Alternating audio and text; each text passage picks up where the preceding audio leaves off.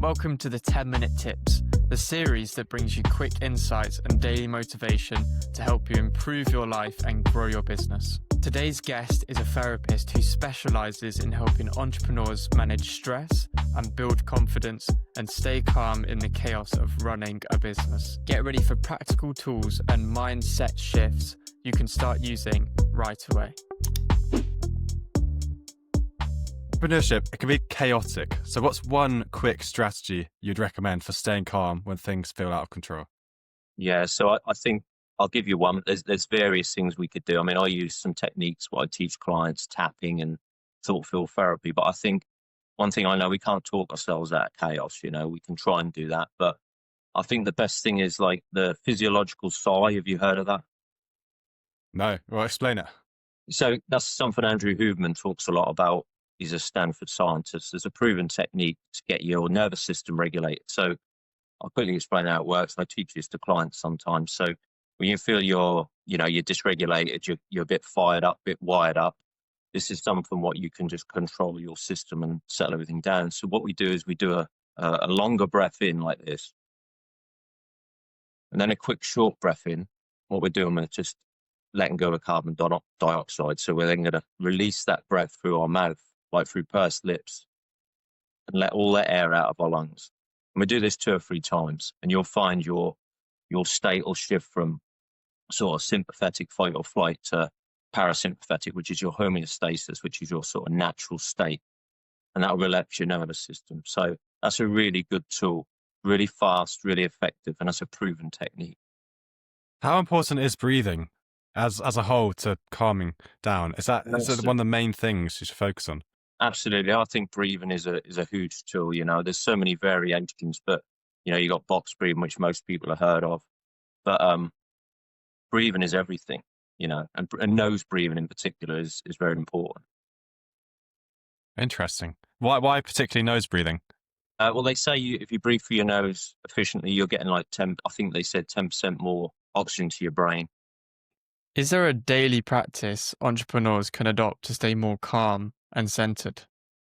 Yeah, definitely. I think for me, it's something I do every day, and it's meditation. Now, it's probably not for everyone, but take me back a few years, I wouldn't have done meditation. It would have been something I'd done.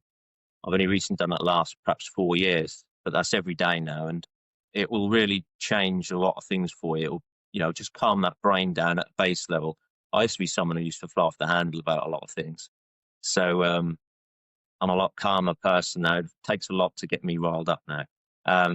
So it's really important to have a really good foundation to get you centered. So I always think if things are getting stressful, the way to find your center is through breathing and through meditation. So if you're going through a tough time, go and meditate on that, and you will find some answers, but you'll find quiet and peace. And for me, stillness is where your center is.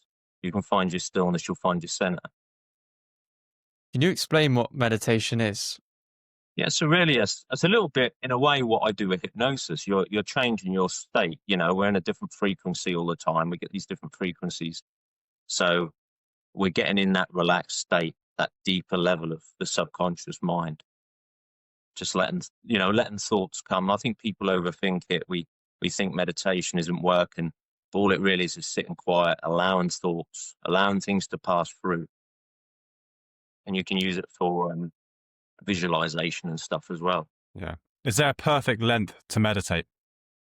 I don't believe so. I think you can do 5 or 10 minutes and get benefits from it. I try and do around 20 minutes each morning. And if it goes over or before, I take that as it is. I'm ready to sort of finish. But I got to a point now where I take myself into it where I come out of it and I couldn't tell you where I was for the last 10, 15, 20 minutes. You just Incredible. Like a quiet void, you know what I mean? Yeah. Practice every day. It takes practice. No, really interesting. Many entrepreneurs, they tie their self-worth to their business success. How can you begin to separate your identity from your outcomes? Yeah, that's difficult. I think for me, that's knowing your why you're doing it, and then getting clear on like your values as a person, not just a business owner or an entrepreneur. I think you get anchored in a deeper purpose, what sort of truly matters to you. And I think then your sense of worth sort of no longer rises with and falls with the results. If that makes sense, your business sort of Yeah. becomes an expression of your values, not the definition of who you are. So I think it's easy to go into business, entrepreneur. You might see failure as a bad thing, and you'll identify as a failure. But I think if you're clear on your why and what truly matters, that and stay with that, and again, you can go back to the center again, know who you are. So I think then often things don't go to plan, as we all know. But instead of taking it personally, I think it's good to see that failure as like your greatest teacher, real good feedback, and really an opportunity to grow. And I Do you think, see? Sorry, do you see a lot of that your clients? Do a lot of your clients face this problem that they do tie their identity to their outcomes and their successes? yeah, I think most people do. Yeah, it's easy to go down that road of, it's the same with mental health conditions. People say, I've got depression or I've got anxiety. So they'll identify as that. So I've got depression, So I think if we strip the names away from this stuff, we call it denotation, we strip the names away, it's just as it is. We've just got emotional responses to deal with and a system in us to regulate, really. Sure. If that makes sense. Yeah, Yeah. definitely. When it comes to confidence, like how would someone feel more confident? Let's say they're about to do a presentation in a room or just in a room full of people they don't know. Yeah. Again, I would think with that, confidence isn't something we're born with, as you probably know. We've got to learn that. We've got to get reference points of things we achieve. I think when you walk into a room, know your worth as well and believe in yourself. I think that's the big thing. And don't go in there and compare to others. Don't think, well, he's a great speaker, he's this or she's that. Don't compare yourself, but compare yourself to your past self and your future self, who you're aspiring to be, and just know you're on a journey of growth. And I think if you do that, you'll bring things down to base level. But then the other thing, what you can do, you can walk into a room and visualize that. You can, I can do that with clients for hypnosis. We can do a visualization where we can go into that room where you see yourself standing there confident, speaking confident, knowing your worth, and you can feel that in your body.